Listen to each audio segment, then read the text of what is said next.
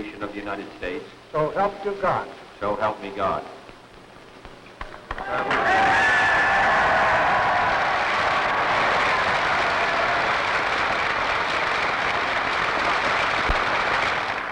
So let us begin anew, remembering on both sides that civility is not a sign of weakness, and sincerity is always subject to proof.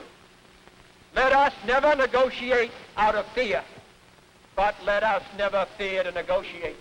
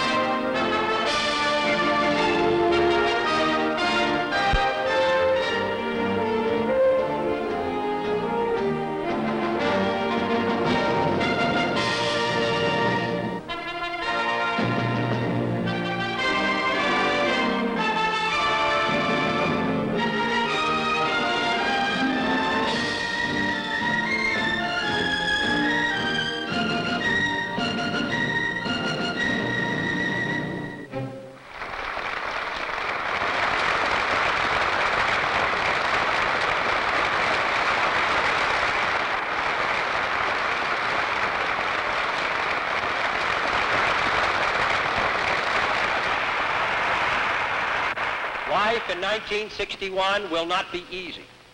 Wishing it, predicting it, even asking for it will not make it so.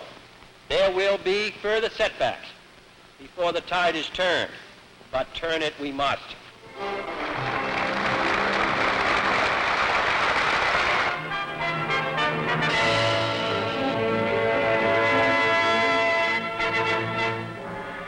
We strongly and unreservedly support the goal of a neutral and independent Laos, tied to no outside power or group of powers, threatening no one, and free from any domination. We are faced with a clear and one-sided threat of a change in the internationally agreed position of Laos.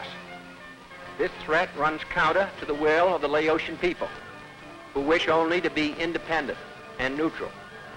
It is posed rather by the military operations of internal dissident elements directed from outside the country.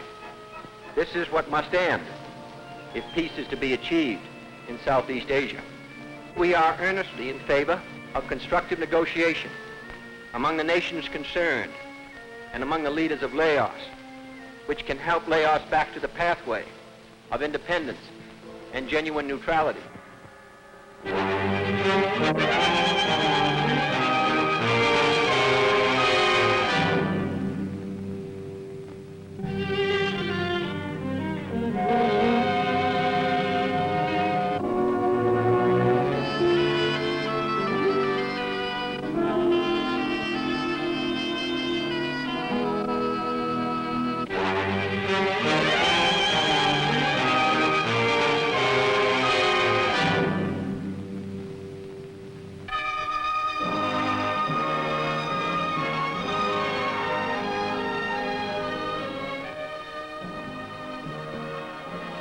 I have today signed an executive order providing for the establishment of a Peace Corps on a temporary pilot basis.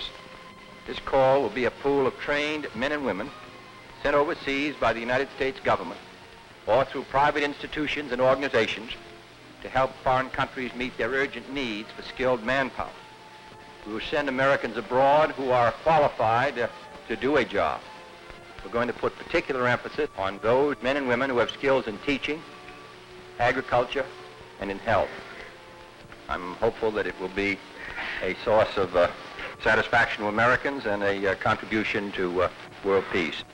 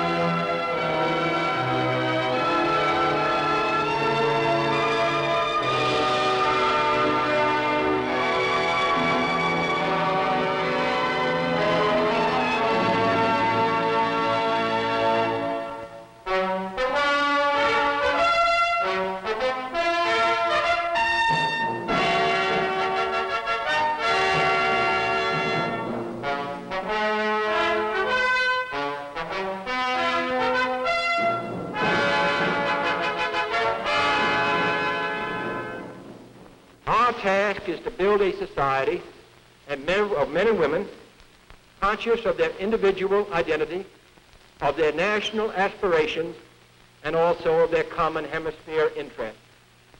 This means recreating our social system so that they will better serve our nation and our people. It means social legislation for workers and agrarian legislation for those who labor on the land. It means abolishing illiteracy. It means schools for children and adults as well. And it means strengthened institutes of higher education, technical as well as humane. It means doctors and hospitals for the sick. It means roads linking the interior frontiers with the markets and the ports of the coast. It means the spread of industry and the steady increase of both industrial and agricultural production.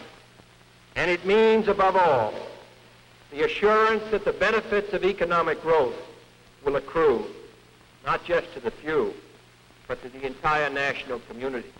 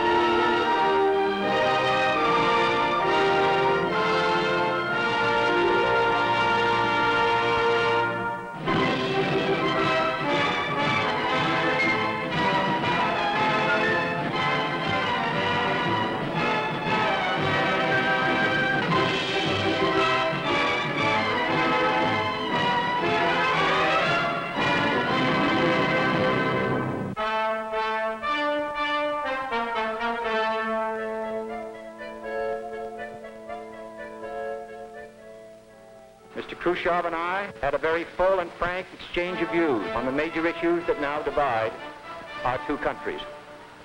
I will tell you now that it was a very sober 2 days. There was no discourtesy, no loss of tempers, no threats or ultimatums by either side. No advantage or concession was either gained or given.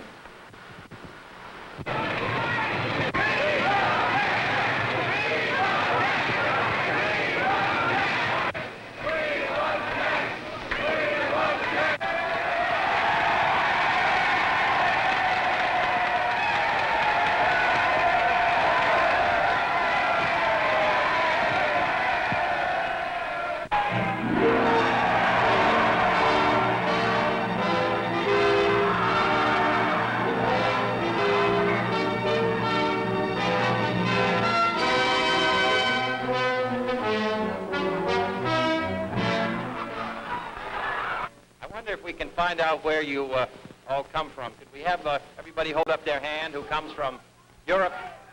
Europe?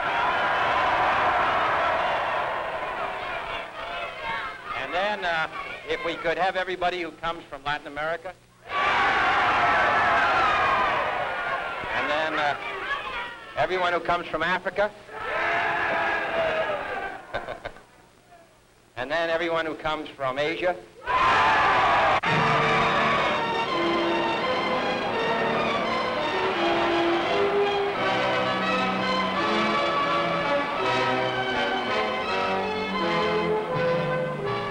When you come here, and when you study, and when you teach us, I hope that you will go away not merely expressing doubts that we've been unable, because we've been unable to reach our high aspirations, but also recognizing that those high aspirations represent the ultimate goals of our society. And where we fall short, we know it, and we mean to do better. The Chinese have an old proverb that to begin a voyage of 1,000 miles requires the first step. I believe that we've taken more than the first step in this country, that we are moving ahead. But I realize we have a long way to go to build a free and open country here and free and open societies around the world. We want for you freedom. We want for you a better life. We want for you friendship with our people.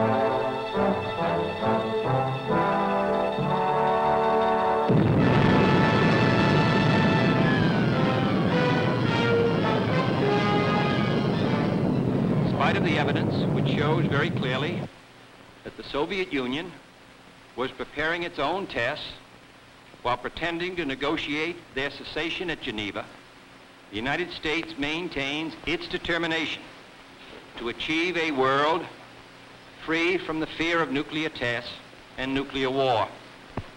We will continue to be ready to sign the nuclear test treaty, which provides for adequate inspection and control. The facts necessary for such a treaty are all evident. The argument on both sides have all been made. A draft is on the table, and our negotiators are ready to meet.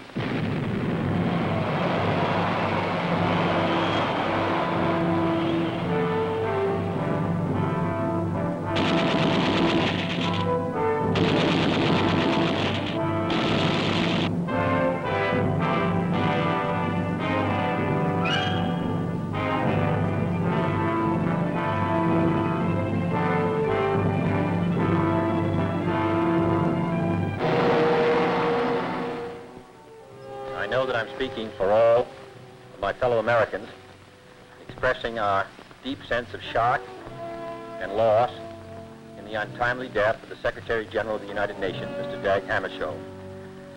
Dag Hammarskjöld's dedication to the cause of peace, his untiring labors to achieve it, his courage under attack, his willingness to accept all responsibility in trying to strengthen the United Nations and make it a more effective instrument for the aspirations of the hundreds of millions of people around the globe who desire to live out their lives. Those efforts of his are well known. I express my sympathy to his country, the government of Sweden, and I hope that all of us will recognize the heavy burdens that his passing places upon us.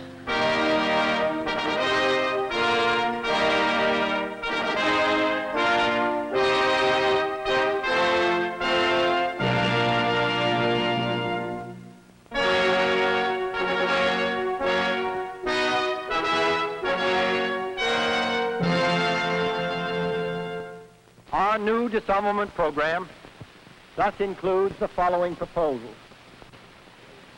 Signing the test ban treaty by all nations. This can be done now. Stopping the production of fissionable materials for use in weapons and preventing their transfer to any nation now lacking in nuclear weapons. Gradually destroying existing nuclear weapons and converting their materials to peaceful use.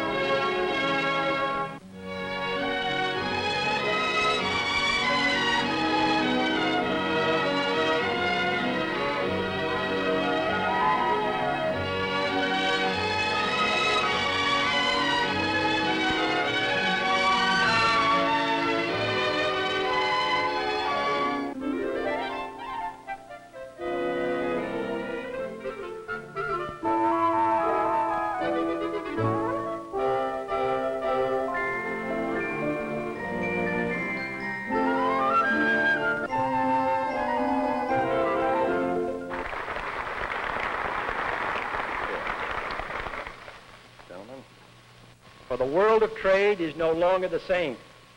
Some 90% of the free world's industrial production may soon be concentrated in two great markets, the United States of America and an expanded European common market.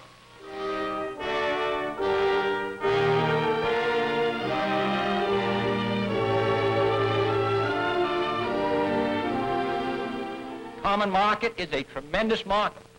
It's going to be, it has more people than we do. Its rate of growth is twice ours. Its income is about 3/5 of ours and may someday be equal to ours. This can be a great asset, not only to them, but to us. A great strength tying Western Europe and the United States and Latin America and Japan together as a great area of freedom.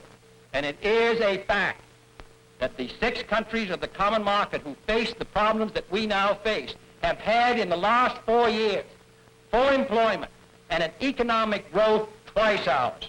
Even a country which faced staggering economic problems a decade ago, Italy, has been steadily building its gold balance, has been cutting down its unemployment and moving ahead twice what we have over the last 4 years. So what I'm talking about is an opportunity, not a burden. This is a chance to move the United States forward in the 1960s, not only in the economic sphere, but also to make a contribution to the cause of freedom.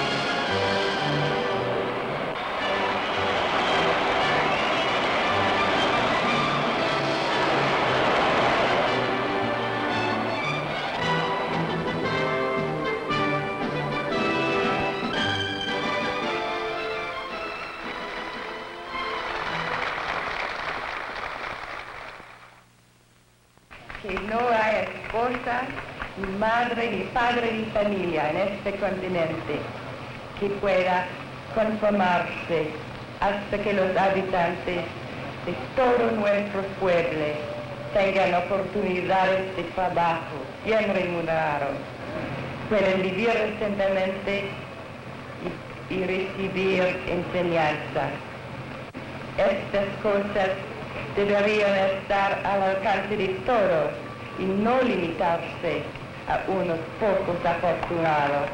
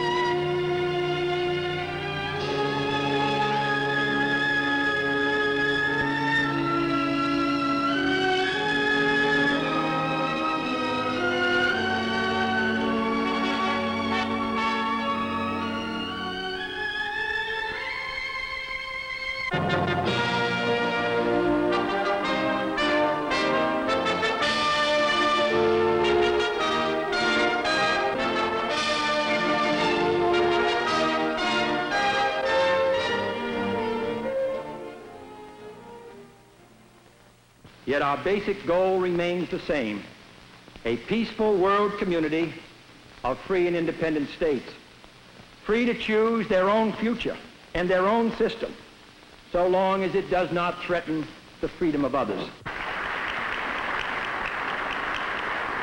Some may choose forms and ways that we would not choose for ourselves, but it is not for us that they are choosing.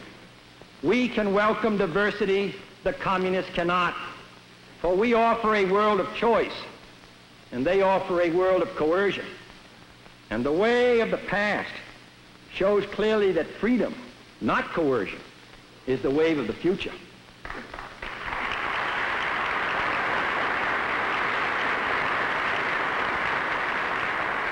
At times, our goal has been obscured by crisis or endangered by conflict, but it draws sustenance from 5 basic sources of strength: the moral and physical strength of the United States, the united strength of the Atlantic community, the regional strength of our hemispheric relations, the creative strength of our efforts in the new and developing nations, and the peacekeeping strength of the United Nations.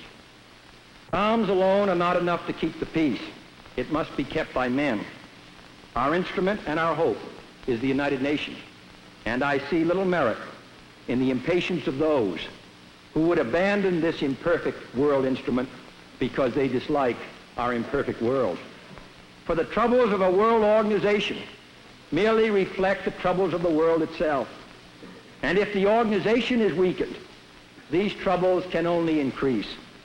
We may not always agree with every detailed action taken by every officer of the United Nations or with every voting majority, but as an institution, it should have in the future, as it has had in the past since its inception, no stronger or more faithful member than the United States of America.